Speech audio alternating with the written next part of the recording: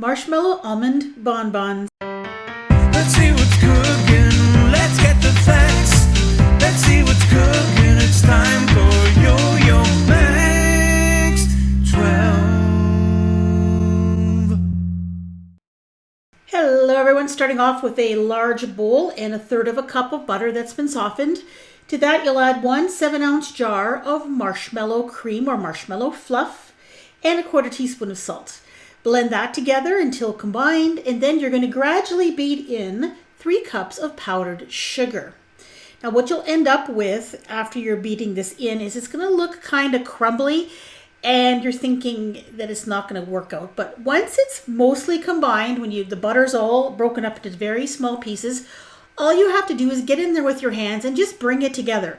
And it should come together quite easily, and you'll end up with this a very soft, white, kind of fluffy marshmallow flavored dough. And that's all there is to it for making the inside of these bonbons.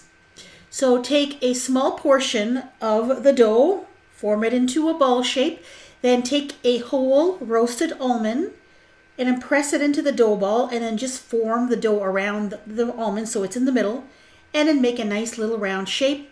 Put that on a cookie sheet.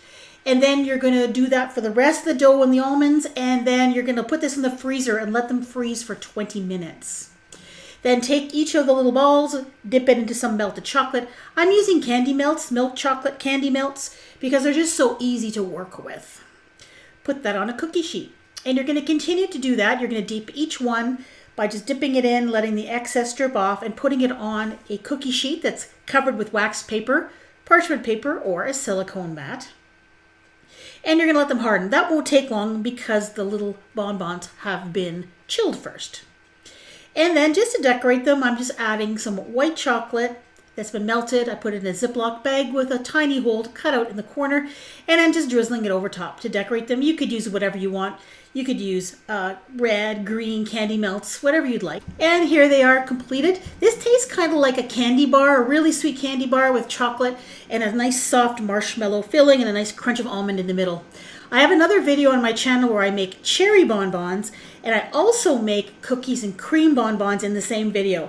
If you were to make these cherry, cookie and cream, and the marshmallow bonbons, put them in a gift box for somebody, wrap it up nice, it would make a perfect homemade Christmas gift for someone who loves candy. Thanks for watching.